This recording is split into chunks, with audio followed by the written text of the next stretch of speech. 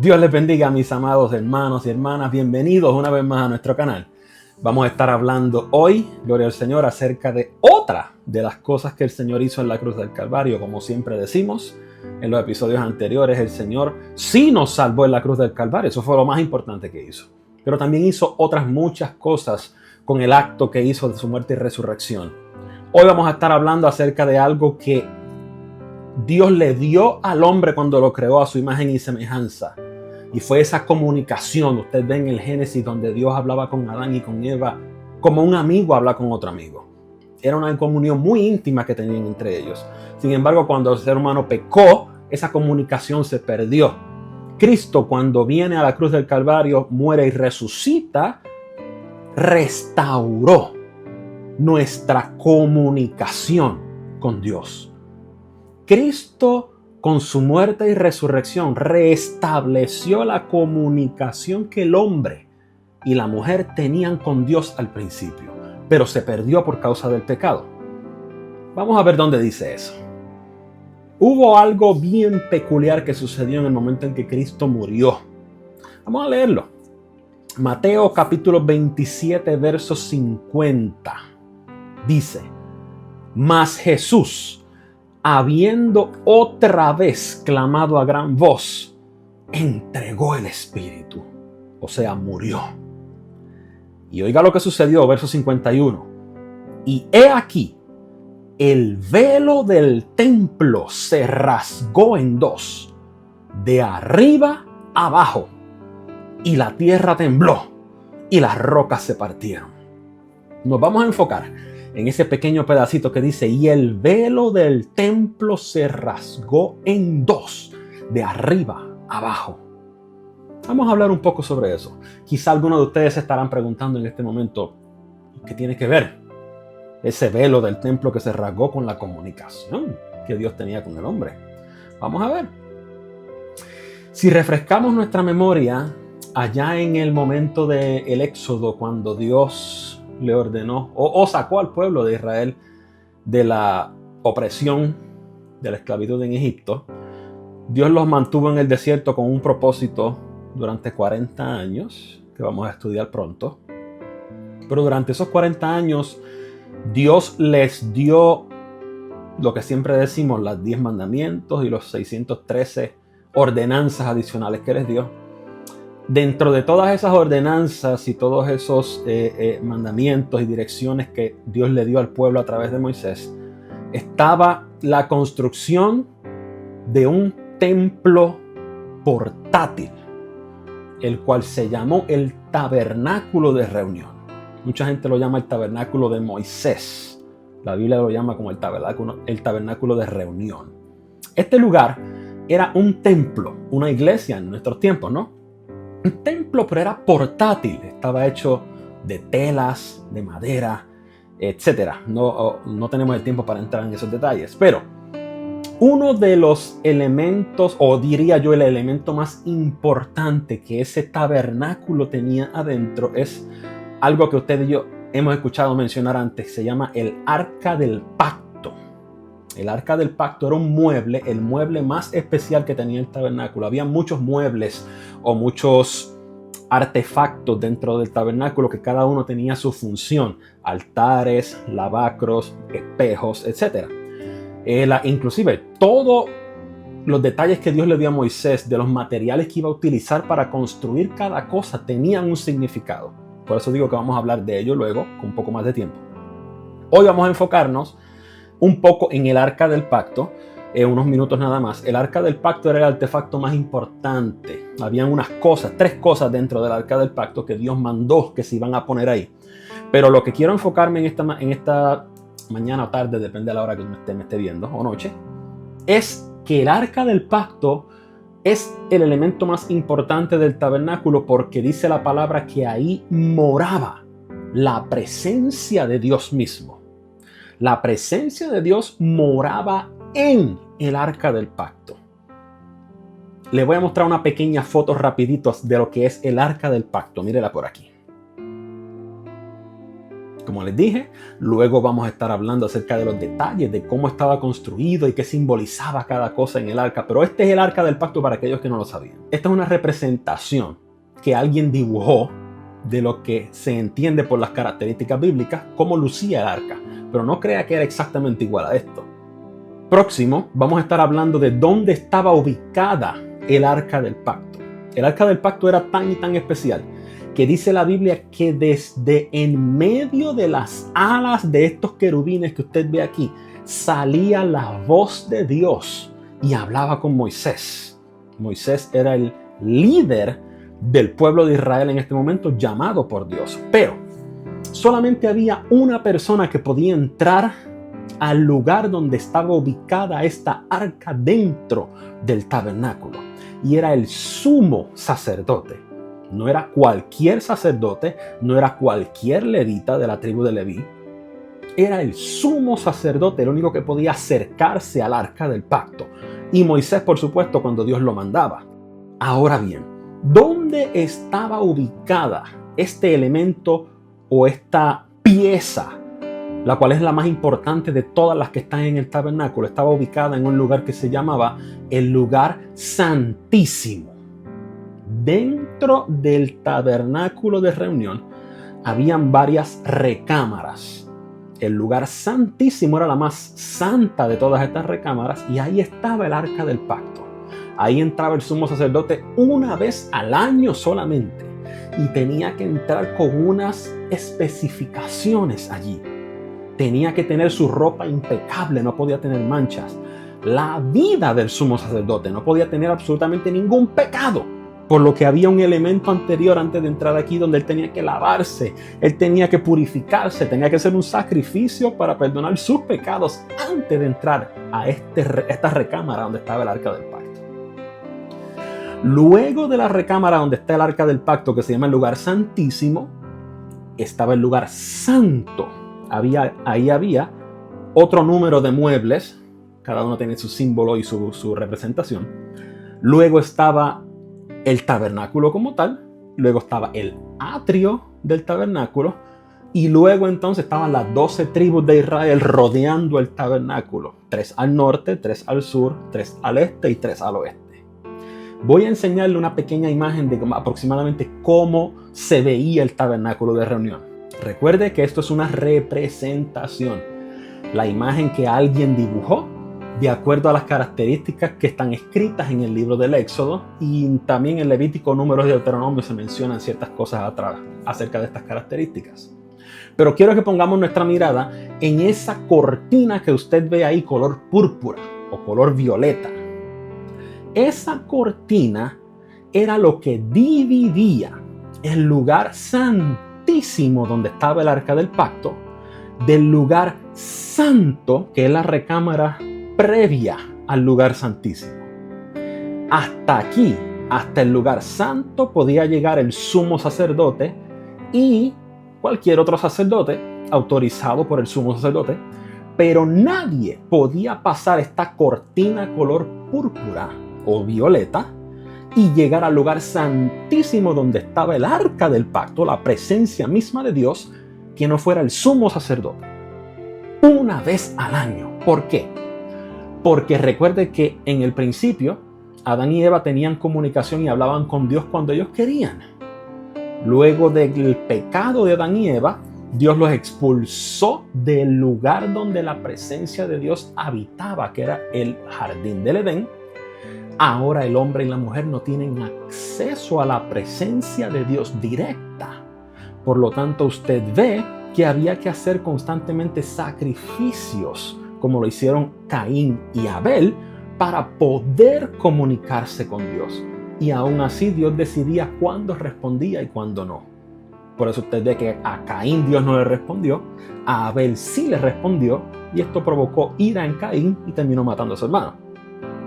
De ahí en adelante usted ve el constante acto de hacer sacrificios con el propósito, depende del sacrificio que era. Algunos era para perdonar el pecado del pueblo, como hablamos en unos episodios anteriores. Pero nadie podía entrar al lugar santísimo más que el sumo sacerdote, y una vez al año, porque nadie podía entrar a la presencia de Dios cuando quisiera. Era bajo un protocolo y una persona específica.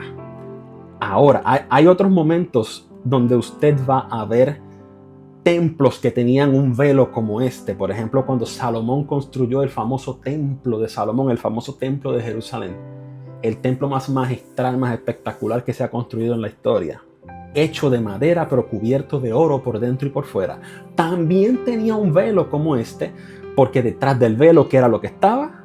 El arca del pacto, la presencia de Dios. Y constantemente usted ve templos con este tipo de velo hasta el tiempo de Jesús. En el tiempo de Jesús había un templo en Jerusalén, y que fue una reconstrucción del famoso templo de Jerusalén que construyó Salomón. Fue destruido varias veces y reconstruido varias veces, pero nunca quedó como el original. Pero sí había algo que era constante y que estaba comúnmente dentro de estos templos, y era este velo que dividía el lugar santo del lugar santísimo. Llega Jesús, vive 33 años en esta tierra, hace todo lo que el Padre lo mandó a hacer. Cuando muere, acabamos de leer en Mateo capítulo 27, verso 51, que cuando Jesús expiró y entregó su espíritu, el velo del templo se rasgó en dos, de arriba abajo. Lo que significa que Jesús con su muerte rompió lo que dividía a Dios del hombre.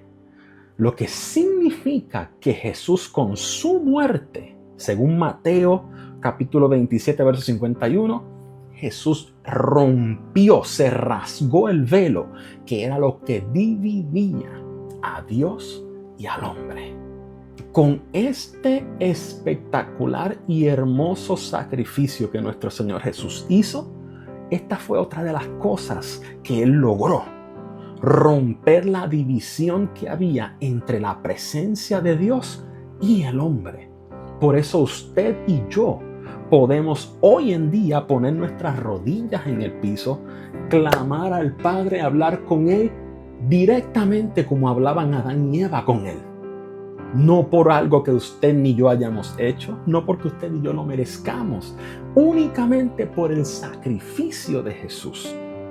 Hoy yo quiero que nosotros recordemos que este sacrificio que Jesús hizo logró muchísimas cosas para beneficio nuestro, pero muchas veces no conocemos estas cosas y no aprovechamos los beneficios que obtenemos por haber sido hechos hijos de Dios.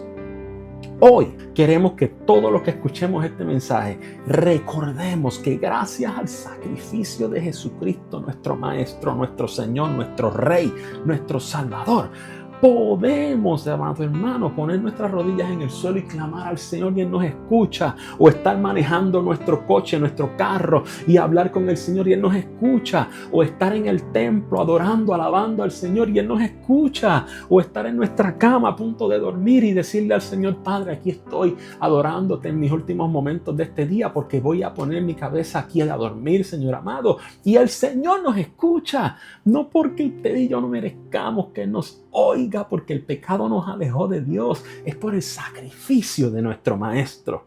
Así que démosle gracias al Señor. Démosle gracias por su amor y su misericordia. Recuerde que hay muchísimas cosas más que podemos decir acerca de esto, pero queremos mantener un tiempo específico para poder orar. Un poco tiempo solamente queremos hablar sobre esto por hoy, porque más adelante vamos a tocarlo con detalle y hablamos del hebreo y del griego y de todo eso, pero por ahora vamos a darle gracias al Señor. Vamos a orar, amado hermano. Padre amado y Dios maravilloso, te damos las gracias, te damos la gloria, te damos la honra como siempre hacemos, porque como siempre te decimos, solamente tú, únicamente tú, Padre amado. Oh, gloria a tu nombre. Tú, únicamente tú, te mereces toda la gloria y toda la honra. Señor amado, en esta hora reconocemos que tú eres digno de toda la gloria y de toda la honra. Antes de pedirte cualquier cosa, Señor amado, Obedecemos tu palabra, tu mandato, y queremos sacar un tiempo para adorarte, para agradecerte, Señor. Aunque tú no hubieses hecho nada más con tu sacrificio en la cruz, con el único hecho de que tú restauraste nuestra comunicación con Dios, es motivo suficiente para vivir todos los minutos de nuestra vida agradecido por ese sacrificio hermoso. Señor amado, hoy queremos darte gracias. Te adoramos y te bendecimos, pero también te agradecemos, Maestro hermoso, por tú haber comprado a través de tu sangre, de tu sacrificio, de tu sufrimiento allí en la cruz, la comunicación que una vez teníamos contigo. Porque al principio vemos en la historia del Génesis como Adán y Eva hablaban contigo cuando querían. Tenían esa comunicación, esa intimidad contigo, así como hablamos los unos con los otros aquí en este planeta natural. Aleluya, pero esa comunicación se perdió cuando el hombre fue expulsado del jardín del Edén a causa del pecado. Dios mío, y muchos años pasaron, aleluya, siendo necesario hacer sacrificios, siendo necesario hacer rituales y hacer tantas cosas, aleluya. Pero tú con tu muerte, mi alma te adora. Tú con tu muerte compraste el acceso que el ser humano puede tener hoy en día con el Padre Celestial. Es únicamente por los méritos de tu sacrificio. No es por nada que nosotros hayamos hecho, y repetimos esto múltiples veces porque queremos recordar en todo momento que no es por ningún tipo de acto ni de acción que el ser humano pueda hacer que se gane la entrada a tu presencia, que se gane la entrada al lugar santísimo de ese templo hermoso. Oh Señor amado, es únicamente por el sacrificio que el ser humano puede volver a tener comunicación contigo. Señor, y a veces pasamos estas cosas por alto.